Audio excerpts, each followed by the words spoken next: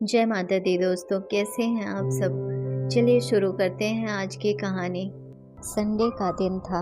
अभी लंच करके विमला जी अपने कमरे में जाकर लेटी ही थी कि डोरबेल बज गई। बहू ज्योति को आवाज़ लगाई दरवाज़ा खोलने के लिए, पर ज्योति शायद छत पर सूखे कपड़े लेने गई हुई थी। 2-3 बार डोरबेल बजी।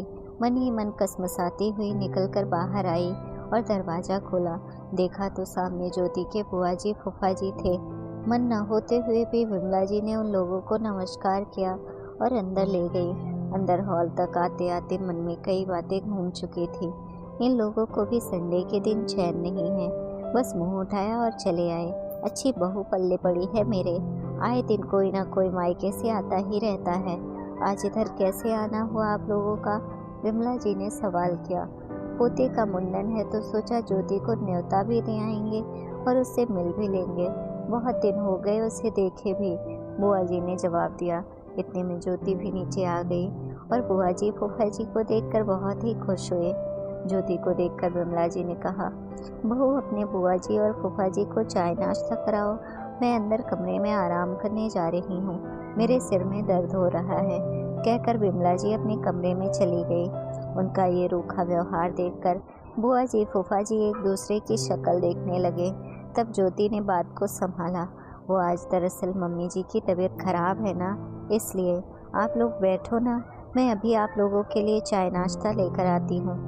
अरे नहीं बेटा, तू बैठ हमारे पास, हम तो बस जा रहे हैं। तुझे देखने की इच्छा थी इसलिए चले आए।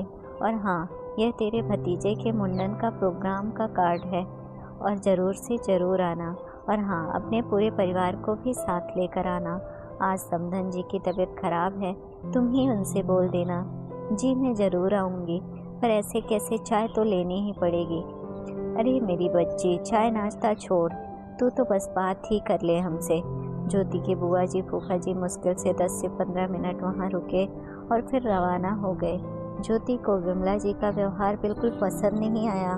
अक्सर यही होता था, जब भी ज्योति के मायके से कोई आता था, विमला जी सिरदर्द का बहाना कर अपने कमरे में जाकर बैठ जाती थी और फिर उनके जाते ही कमरे से बाहर निकल आई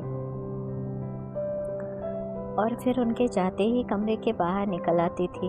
उसके बाद शुरू होता था शिकायतों का सिलसिला, जो 3 दिन तक चलता रहता था। हमारे तो मायके से हर रोज़ कोई उठ कर नहीं आता था, तुम्हारे तो मायके से जब देखो कोई ना कोई चला आता है। बेटी के ससुराल में आने से पहले सोचना तो चाहिए। ऊपर से आए दिन पता नहीं कितने प्रोग्राम होते हैं तुम्हारे मायके में। इतना बड़ा परिवार है, ज़रूरी है क्या सबसे रिश्ता निभाना? बेचारा मेरा बेटा तो ससुरालियों के चक्कर लगा लगा कर ही बर्बाद हो जाएगा। शाम को जब ज्योति का पति विकास ऑफिस से आया तो ज्योति ने उसे बुआ जी का कार्ड देते हुए कहा, बुआ जी के पोते का मुंडन है, इसी के उपलक्ष्य में प्रोग्राम रखा है। हमारे भी पूरे परिवार को न्योता दिया गया है। अच्छा, पर मेरी तो ज़रूरी मीटिंग है। एक काम करना, तुम मम्मी पापा चले जाना, हम तो कहीं नहीं जाएंगे, पहले ही बता देती हूँ। विमला जी ने बीच में ही कहा। क्यों, क्या हो गया मम्मी, आप क्यों नहीं जाओगे?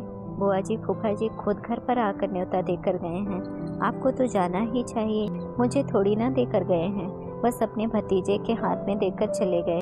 पर मम्मी जी, आप ही तो सिरदर्द का कहकर कमरे में चली गई थी।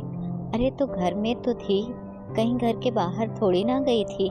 इतना बड़ा परिवार है, लेकिन जरा सी भी समझ नहीं है कि बेटी के ससुराल न्योता देते हैं तो न्योता उसकी सास को दिया जाता है। अपनी बेटी को बुलाने के लिए उसके सास ससुर से पूछा जाता है। इतना बड़ा परिवार लेकर बैठे हैं, पर समझ बिल्कुल भी नहीं है। हम क्या रोड पर पड़े हैं जो ऐसे ही उठकर चल देंगे?